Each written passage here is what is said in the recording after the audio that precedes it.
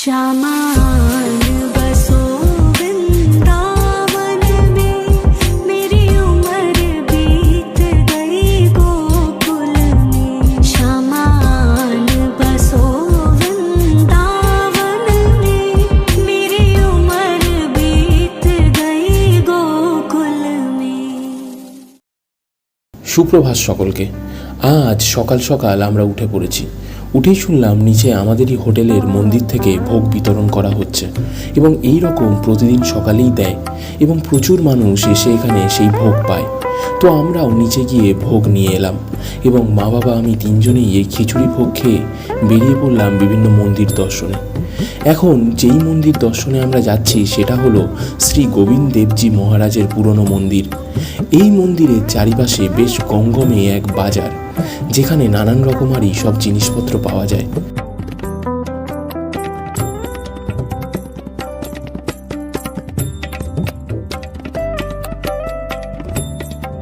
1590 সালে জয়পুরের মহারাজা মান সিং এটি নির্মাণ করেন। অসাধারণ লাল রঙের পাথর দিয়ে নির্মিত এই মন্দির।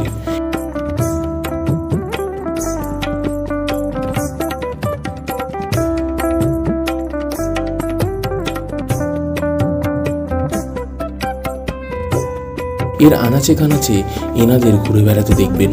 ছবি তোলা বারণ থাকায় তাই আমি ছবি তুলিনি।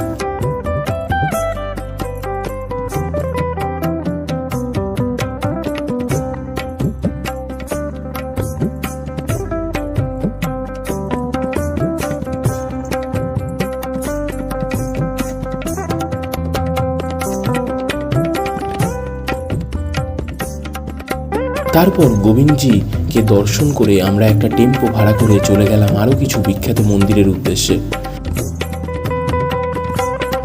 আমাদের বেরোতে অনেকটা দেরি হয়ে গিয়েছিল আর রোদও পড়েছিল প্রখর। কিছুক্ষণ পরে আমরা এসে পৌঁছালাম জামাই বিনোদের প্রাচীন মন্দিরে। এখানে শ্রীকৃষ্ণ স্বয়ং জামাই রূপে ধরা দিয়েছেন।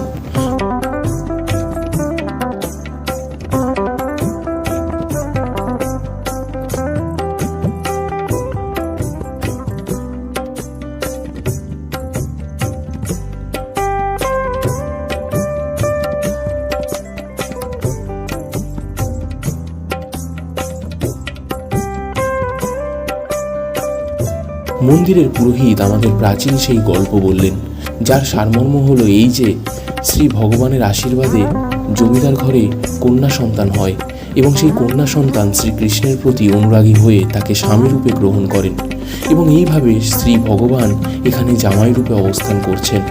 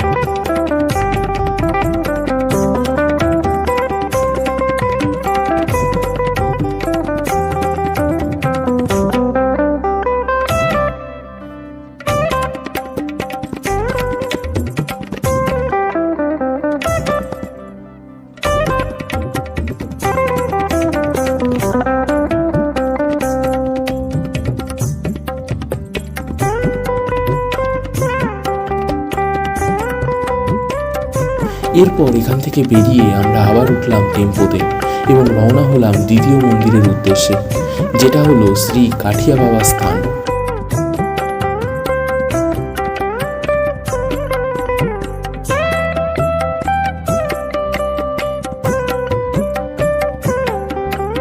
এই মন্দিরের দেওয়ালে শ্রীকৃষ্ণের বিভিন্ন লীলা তথা কুরুক্ষেত্রের বিভিন্ন ঘটনাবলীকে খোদাই করে রাখা হয়েছে, যেমন দ্রৌপদীর বস্ত্রহরণ,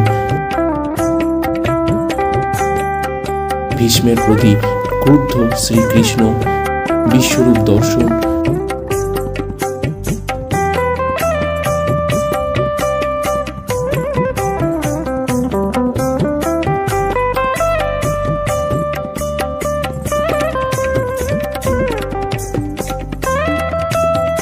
দৈবকীর ঘর থেকে যশোদার ঘরে স্থানান্তর,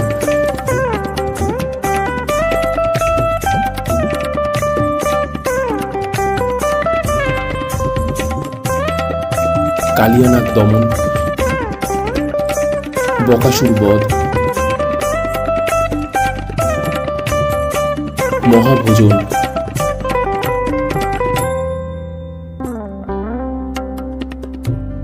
রাস, নৌকাবিলাস, গোবর্ধন পর্বত উত্তোলন, এছাড়াও আরো অনেক কিছু। দারুণ এক অনুভূতি হলো। চোখের সামনে সেই ছোটবেলায় পড়া মহাভারত আরেকবার যেন ভেসে উঠল।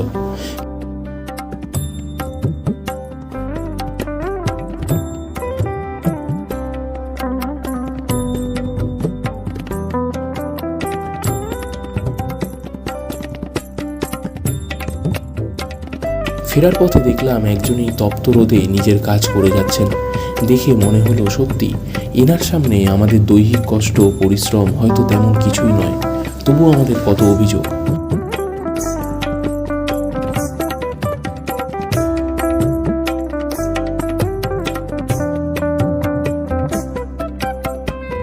তারপর আমরা একটু সকালে জল খাবারের উদ্দেশ্যে পথে দিলাম পাড়ি। রোদের তেজ যথেষ্ট প্রখর, কিন্তু তাকে আর মান্যতা দেয় কে। সামনের এক কচুরির দোকান থেকে কচুরি, তরকারি এবং বুন্দেকি রায়তা খেলাম।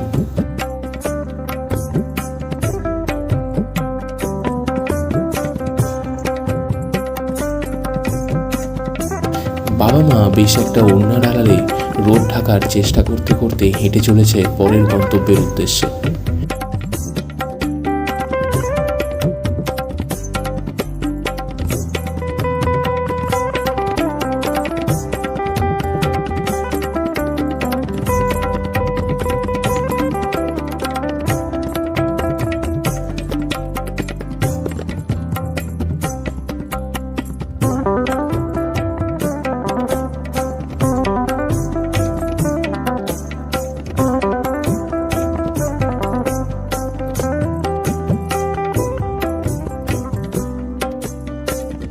এরপর আমরা গেলাম শ্রী রাধা রামন মন্দিরে।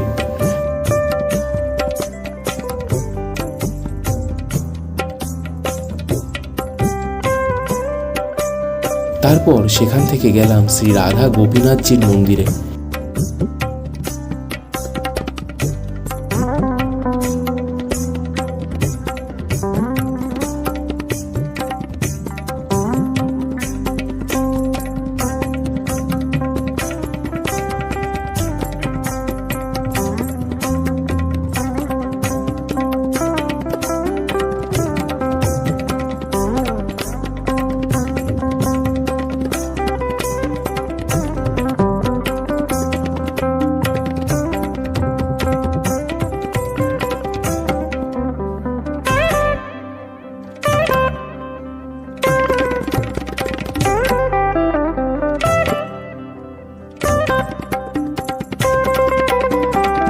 এখানকার স্থাপত্য শৈলী যে কারোর প্রশংসা পেতে সক্ষম।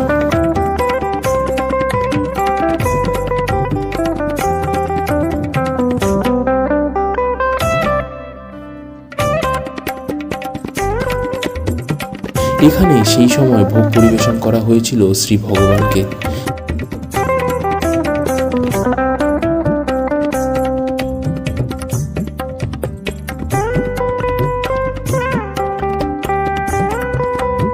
তাই আমরা প্রণাম করে বাইরে অপেক্ষা করছিলাম।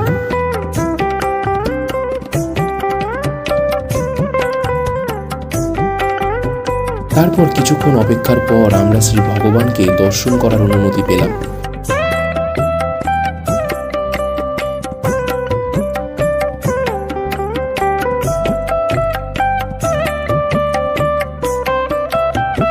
তারপর চলে এসেছিলাম আমাদের হোটেলের রুমে।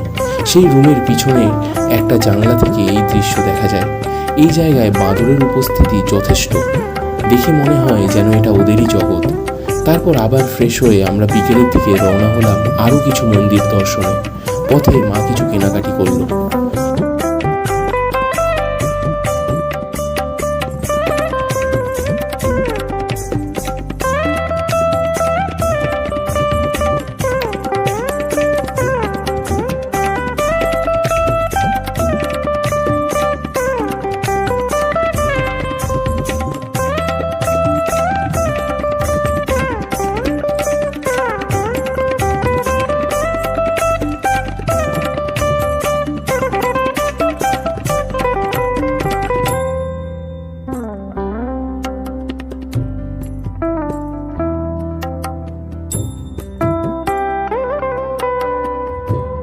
তারপর সেখান থেকে আমরা বৃন্দাবনের অলিগলির মধ্যে দিয়ে পরের গন্তব্যের দিকে অগ্রসর হচ্ছিলাম।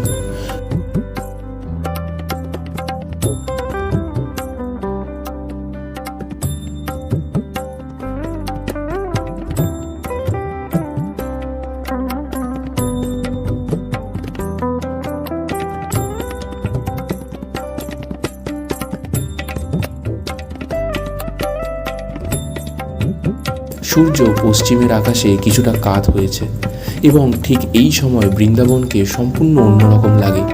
যেদিকে চোখ যাবে সেদিকেই সৌন্দর্য, এ এক সৌন্দর্যের লীলাক্ষেত্র।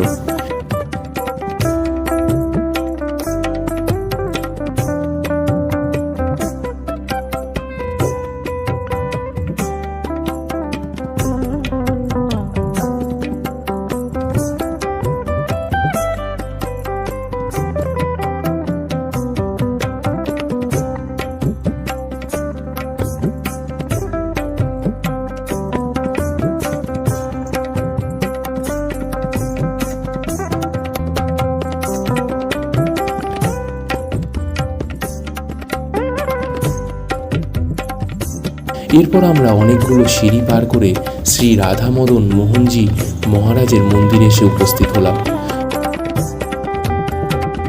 মন্দিরটিকে দেখলে অনেকটা পুরীর জগন্নাথ মন্দিরের মতো দেখতে লাগে। আমরা তারপর ঠিক করলাম যে এই মন্দিরকেই আমরা প্রদক্ষিণ করব।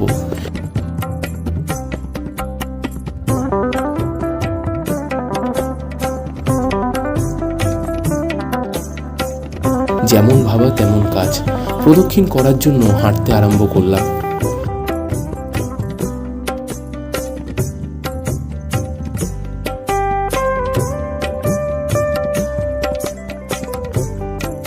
আর এই যে এই মন্দিরের এই চূড়াটা নেই, এখানে বলা হয় এই চূড়া ছিল খুবই জ্যোতির্ময়। দিল্লি থেকে তার উজ্জ্বল্য দেখা যেত এবং দিল্লির মুঘল সম্রাট এটা দিল্লি থেকে এসে লুণ্ঠন করে।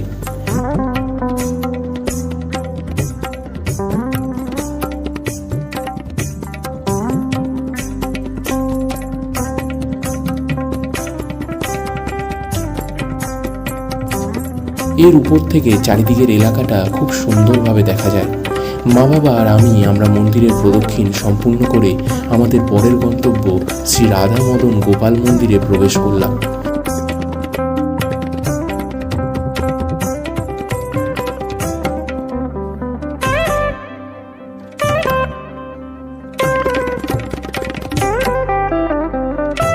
এখানেও রাস তথা শ্রীকৃষ্ণের নানান লীলা দেওয়ালের উপর আঁকা রয়েছে।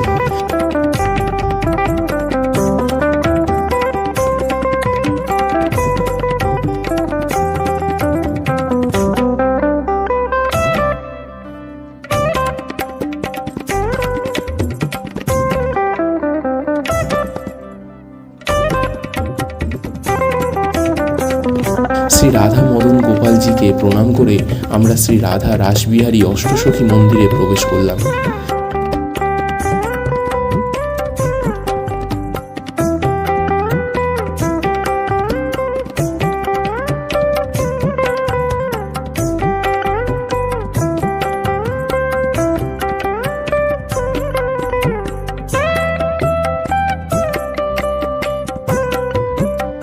সেখানে আমরা রাসবিহারী এবং অষ্টসখীকে দর্শন করে পরের মন্দিরের উদ্দেশ্যে আবার হাঁটতে লাগলাম।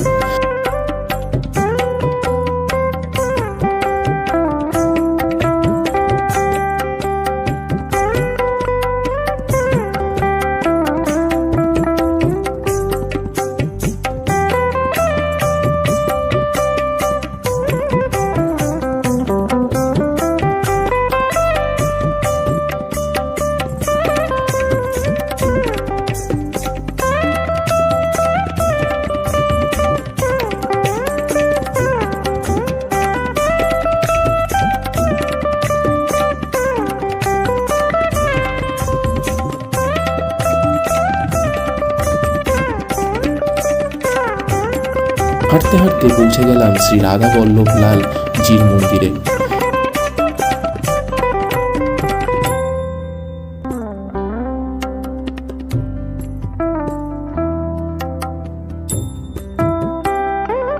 সেখানে পৌঁছে তাকে দর্শন করে প্রসাদ পেয়ে আনন্দিত চিত্তে আজকের মতন আমাদের ভ্রমণ সম্পূর্ণ করলাম।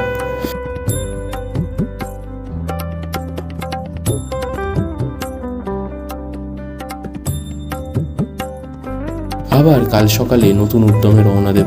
ততক্ষণের জন্য রাধে রাধে।